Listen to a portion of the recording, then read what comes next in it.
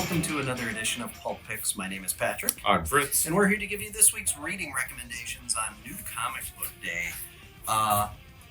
All number ones today. Oh yeah. Yeah. I hadn't even thought about that. Yeah, it's exciting. It's not a huge lineup of releases this week, but there's a bunch of good stuff, and one that you've been very excited about with an artist who's been highlighted at DC lately. So let's get right into it. Yeah, so mine is Batman Dark Patterns. It's sort of a new maxi series. It's kind of like we've had Batman Year 1 and Year 2. This is kind of Batman Year 3, where he's kind of into the swing of things. Like, he's fairly well established in Gotham at this point. And this whole series is it's split up into I think it's 3 or 4 arcs where it's going to be him investigating a certain crime each arc. And this one, it's him investigating. It's 3 people have emerged so far in this very specific fashion of nails being it's almost like death by acupuncture, it looks like. But so yeah, he's trying to figure out if there's a way to tell who the next victim is going to be. He's investigating some of the previous victims, trying to find this pattern that's named Dark Patterns. There's some new characters being introduced. There's this doctor who Batman's pretty much right, which is he's weird. I don't like him. Yeah. You flipped through it before you kind of get to see who is behind the murders in here, and terrifying is definitely a way to describe them. Yes, that was the wrong pipe. This is what you get for drinking on camera. I know. Yeah, so they have a whole confrontation. There's this great point where Batman's just oh, I can't hurt this guy, and not probably in the way you're maybe thinking. They're the way that Batman is just trying to figure out okay, what do I do here? How do I handle this? It's going to be interesting to see how he deals with it. But the book as a whole is just absolutely fantastic. I've mentioned on here, I think, a couple times in the lead up to it. So it's written by Dan Watters, who has done a bunch of stuff at DC and indie books over the last couple of years. Especially at DC, he's done a bunch of Batman related stuff. He did the Azrael mini a couple years ago, some other Gotham related miniseries. So him getting to do an actual kind of Batman book is super cool. Yeah. And then Hayden Sherman is on art, who, if you were reading Absolute Wonder Woman, you've been enjoying their work there. Absolutely love their depiction of Gotham here. Their panel layouts just give this whole surreal, everything's kind of twisting and turning into each other. It's sometimes hard to tell where one thing starts and the other thing stops. Well, and it's also involved. It makes you wonder, did they do this book first and get it totally ready to go? Are they doing both at the same time? It's so much. How can he do it all? And they've got a third book coming out, the sequel to the Into the Unbeing miniseries that they did earlier this year with Zach Thompson is coming next year. Yeah. So they've got 3 books coming out at the same time, which is wild, and their quality doesn't seem to have been diminished between any of it. No, and like I said, it's full of detail, to the point where the villain in this is disturbing. Oh yeah, no, with the amount of detail. Yeah, no, it's great. The banter between characters is fun. Alfred, didn't realize how much I missed having Alfred around till now. Just when it's just you may have sit yourself up, but there's still bullet fragments in you, my guy. Let me handle this. I didn't realize how much I missed that interplay between them. But no, it's a fun series. We were talking before. It's just fun when you've got these ones that are they're not you don't need to be reading all the other Batman books to be understanding. This is just kind of its own little side thing, where it's just kind of a look into his early days, where he's still kind of learning the ropes, even if he has had some experience. There's always something new that can come its way at him. Yeah. Yeah, I like the flashbacky stuff with Batman. It's always fun. Well, yeah, I mean, it's like you said, it's part of the fun of the new Batman Robin Year 1 book. Yes, loving that. Yeah, seeing how they grow to become the characters that we're very familiar with, how they get there from these starting points is always fun. Yep, absolutely. Well, talking of starting points for characters, this is a new starting point for Laura Kinney Wolverine. So I went with Laura Kinney Wolverine #1.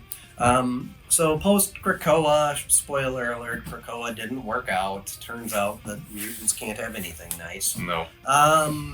Everybody's kind of picking up the pieces, and while Laura is basically the team leader in another book, and they kind of reference some of her co-members of that team in the beginning of this book and then again at the end. But this is a solo adventure for Laura, and this is kind of your, I'm not going to say one and done, but this particular story has a beginning and an end. Yeah. Now it's obviously going to be setting up kind of a bigger narrative, and there's, shadowy figures, I'm sure, that will be behind what's going on in this book. Yeah. But this is kind of one of those, like, let's set up the premise, let's complete one of these missions. It's like a level. It's very much a, like, get the hook in you kind of issue, where it's just like, here's kind of like, it's very much more about, like, making sure you understand Laura as a character, and I think it did a really good job with that. She's scrappy, she's determined, she's a bit of a loner. I think the big thing is that, she's been through so much, she can trust no one or no situation completely. So, kind of a PTSD kind of element to her. And she even kind of points that out clearly, like, even when we're just going out trying to have fun, my head is still on a swivel. Yeah. And, it's just really interesting. We were talking about the character design elements this morning, and I really, really like the mask and how that Wolverine looks.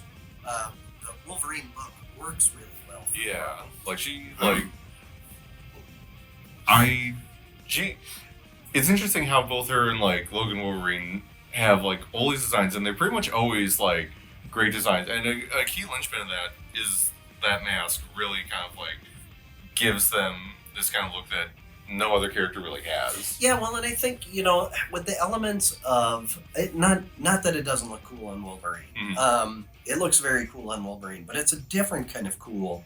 Well, and they're both Wolverine, so not that it doesn't look cool on Logan, but on Laura, with the dark lipstick and the long flowing hair, it's got kind of this other, and then when she's doing kind of baring her teeth and whatever, it's just got kind of a different element because of the way that the blacks balance out differently.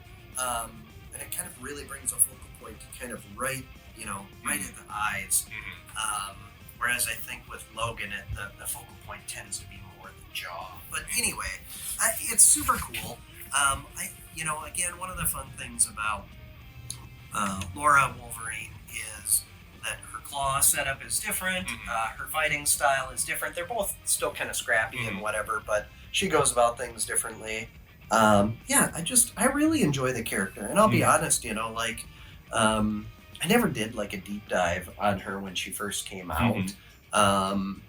But, so she's always kind of been more of, like, a team member or popping in and out of major accidents for me or whatever. But, and I've read some of her solo stuff, but I haven't really ever delved really deeply into her. But I know that she's got a rabid fan base. They just love her. And I get it. Like, this is a really good book and a good start to it. So I'm excited to see where they go with it. Yeah.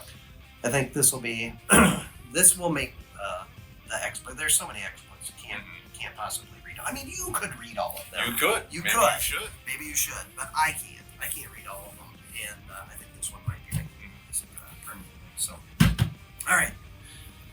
Oh man, it's hard to believe it's been a year already. I know, it's weird to say it out loud, but yeah. So our third pick is Ultimate Universe 1 year in.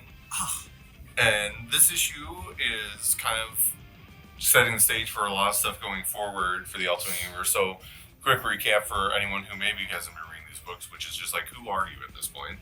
Right. But yeah, so basically the maker of the original Reed Richards from the original Ultimate Universe went evil a while back. Now he's found this world where he was able to, like, manipulate to become kind of like his perfect world. He is kind of stuck in the city and can't get out for another year at this point.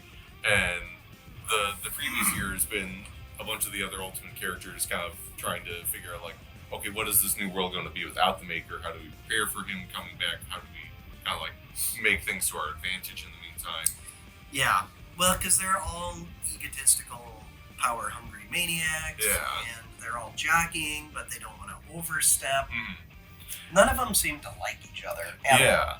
And this issue is primarily from the viewpoint of Ultimate Nick Fury, who is the head of... in this universe, they don't have S.H.I.E.L.D. They've got HAND, which is...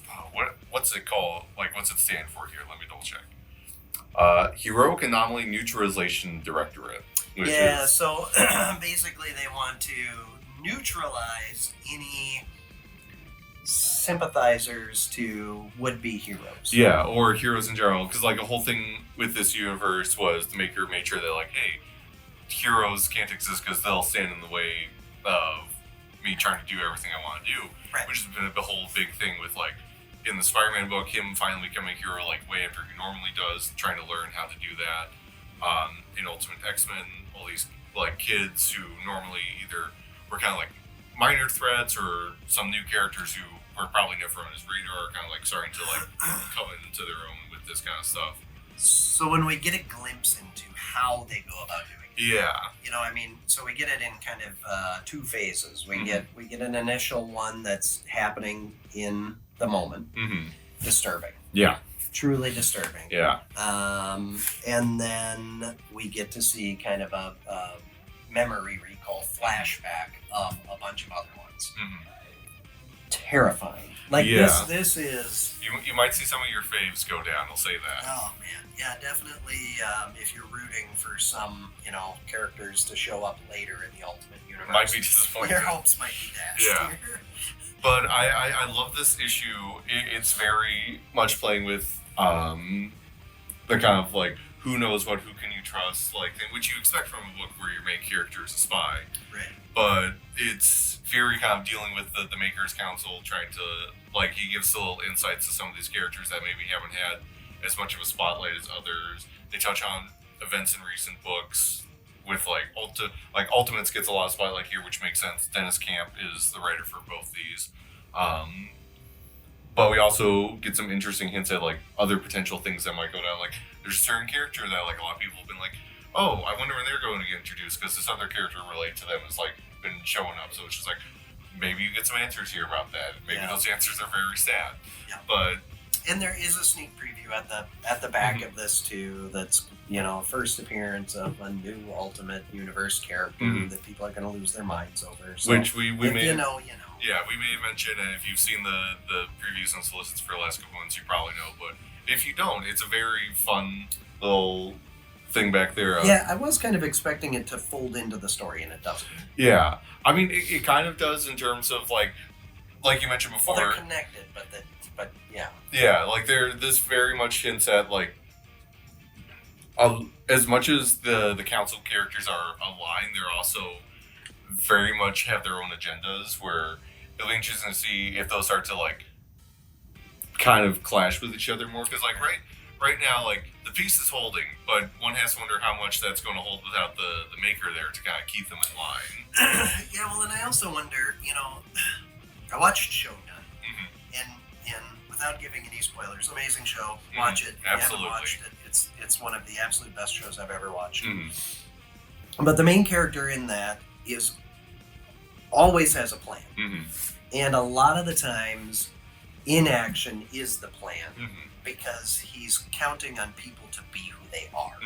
And I kind of wonder if that's not part of the Maker's plan. It's like, I know who these people are. Yeah. I know that they're going to do this stuff. Trying to prevent them from doing it isn't the plan. It's knowing that they're going to do it and, have a plan for it. So even with all their machinations, the Maker's gone, I'm very interested to see how this goes. Now, for me, the artist's portrayal of Nick Fury is such a throwback to classic Nick Fury over the years. Very Steranko influence. There's a couple pages in here that are very, like so Steranko-y. It kind of makes you wish that there was, like, more, like, a whole other book coming out for it. Which, who knows? Maybe they'll announce that. Well, and if not, I would even take, like, like a 616 or an alternate universe. Yeah. Classic Nick Fury. Yeah, like I'm not 60s, 70s spy kind of thing. Trying to find I'll Get Fury or something like that. Trying to find the scripts or where they've got. There we are. Yeah, Jonas Schmarf. I'm not like familiar with Scharf, but like their work here. I feel like I've heard that name on something before. Yeah, but I don't know. Their work here is absolutely fantastic. Yeah, in this kind of what was it, spirograph? Remember Yeah. spirograph? Like that whole thing was the Steranko covers or Yeah. whatever with the black and whites and kind of tapping into a little bit of psychedelic and MC Escher and whatever. Yeah. Salvador Dali, those kinds of covers. Like there's a vibe of that coming in here that I really enjoyed. But the writing, so good. Like, and you mentioned like there's a bit of that like old like 60s feel to it with some of it, but it's also got like some of this feels very like 90s Wildstorm in some ways. Yeah.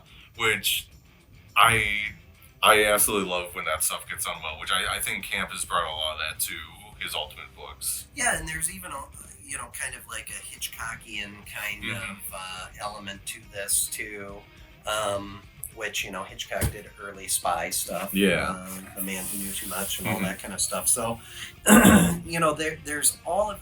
I love it when it seems like Camp is well read, well watched, and is pulling these little elements from all of these different places to kind of mix it up into a recipe and bake you something delicious and seemingly fresh, but it's all components. It's a very tasty treat. Yes. Yeah, absolutely. Yeah. Well, what was close for you this week? What almost made the table? Let's see. Speaking of Ultimate books, new issue of Ultimate X-Men is out this week. Things continue to escalate, getting very out of hand for a character. Some decisions are made that can't really be taken back at this point. Like, Things get good. Yeah, no, like they're very much like we're closing in on the end of the first year of the book, and things look like they're going to get like very crazy in the second year for sure. Yep. Otherwise, we talked about this before. Transformers nearly made it up here. Very good. The setup for this next issue is something that I am so looking forward to. We've got, again, a number of my favorite characters are showing up and having an impact. But some of my Dark Horse combiners that I love are showing up in this one, and it looks like will be heavily featured in the next one. So nobody can get ahead in Transformers. No faction can get ahead because they keep sabotaging themselves. Yeah. They're getting in their own way, and it makes for really interesting reading. But there's a whole segment on Cybertron where we get kind of a little insight into, because the whole kind of Alita 1 faction and whatever, and how things were going there, and how those Autobots are very different from Prime's core group of Autobots. Which one of the things I love there, there's almost and this might sound weird to some people, kind of like a G2 vibe to some of that stuff. Sure. And I mean that like in the best way possible, because I'm slightly a G2 apologist. Like, I'm never going to say it was like a good run of Transformers, but like I have a certain nostalgia for it. Yeah. But I don't know, there's just like some vibes there, especially with like some of the like grittier ways like Corona draws some of the characters. Sure. Yeah. And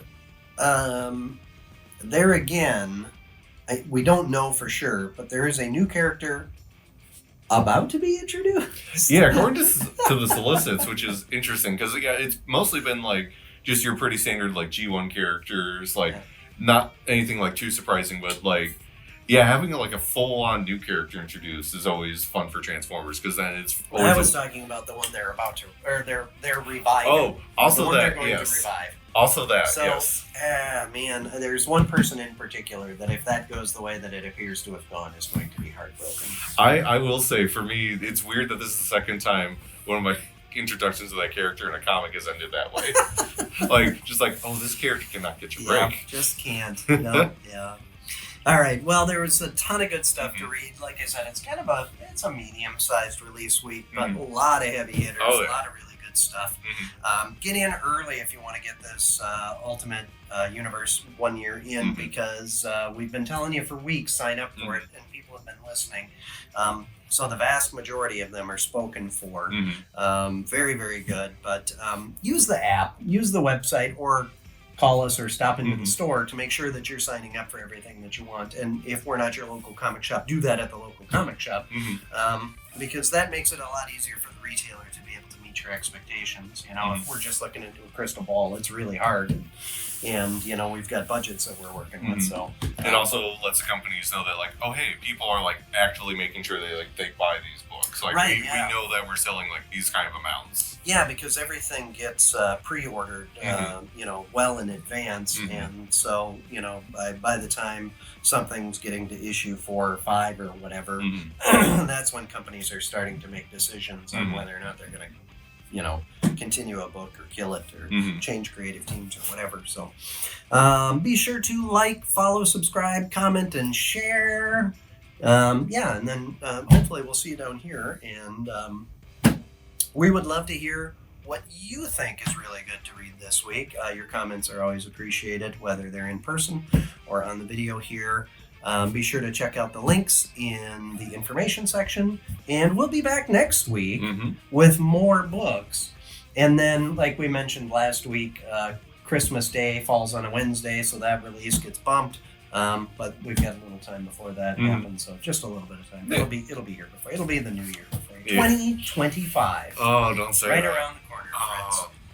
It doesn't even feel like this year happened yet. Yeah, bonkers. That will be my 11th year running the store. Oh, wow. 2025. We should have done something this year for being the 10th anniversary. Well, this will be, the end of March will be the completion of 10 years. So that's kind of where maybe we'll do something then. I'm putting him on the spot now. Might be something in the works. But we are running some sales right now, though, here in the store. So the dollar comics are all 50% off. We've got bulk magic on sale as well, and then we're doing some discounts on clearance and action figures and some other good stuff, graphic novels and manga. We're doing if you buy 2 or more, you get a discount on the all of those items. So be sure to stop in. We're running that through the end of the month. We've got a whole bunch of fresh books that hit the dollar section because the last sale really cleared it out. So there's a whole bunch of good stuff. So if you're in picking them up recently, there's a good chance that you're going to find a lot of new inventory. So we will be back next week. Until then, enjoy the reading.